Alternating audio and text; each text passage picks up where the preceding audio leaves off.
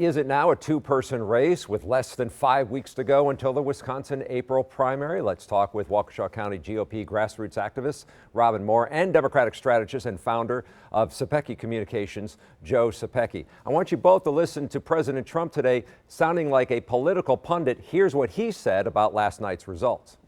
I thought the results it was a great comeback for Joe Biden. Incredible comeback when you think about it. I think Joe has an easier path right now, believe it or not. So, Joe, let me start with you. You worked for the Obama-Biden team at one point. Is the momentum all for Joe Biden right now? It is, but it can change in a hurry. And if the last week has taught us anything, it's we shouldn't jump to conclusions or declare with certainty that we know what's going to happen next. We're about 35-40% of the way through this process. A lot of states left to go. I expect a spirited fight between Mr. Sanders and Mr. Biden for sure. And we still don't know what Senator Warren's going to do. Right. April 7th could shape up really big on the calendar. But a remarkable turn of events here, Robin Moore. Are you surprised by these results, and is it changing what Republicans, how they will strategize? Well, it is a bit of a surprise. If we had gone through this last week, it had been a great surprise. But in the last 24 hours leading up to Super Tuesday, when we saw the endorsements from that Democrat power structure and coming from Buttigieg and Klobuchar, that really gave Joe the win that he needed in his sails to really breeze through Super Tuesday. But as far as strategizing now, we still have, like Joe said, we have a long ways to go here.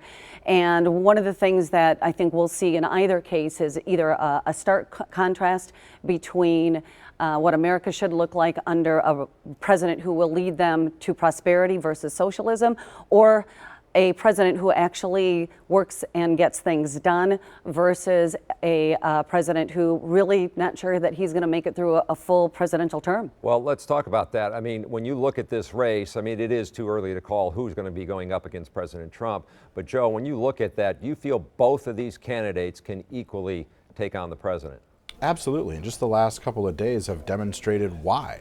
We've got a commander-in-chief in the midst of a potential epidemic or pandemic sweeping the nation, more interested in playing political pundit. You've got a devastating storm striking a major American city in Nashville, and he sends 3 tweets out patting himself on the back, playing political pundit, hawking books that say what a great president he is, before he even addresses the loss of life and devastation in Nashville. President Trump is not up to the job. The American people know that, and that's why you saw so many independents and moderate Republicans yesterday say, you know what, Joe Biden is our guy. This is a guy who has a broad appeal, just as Senator Sanders does. Still a lot to go here. Robin Moore, do you agree? I mean, it looks like, I mean, if it's Joe Biden, he is the one that at least the African Americans have given more support to, and President Trump was trying to lean on some African Americans, thinking he could make some inroads there.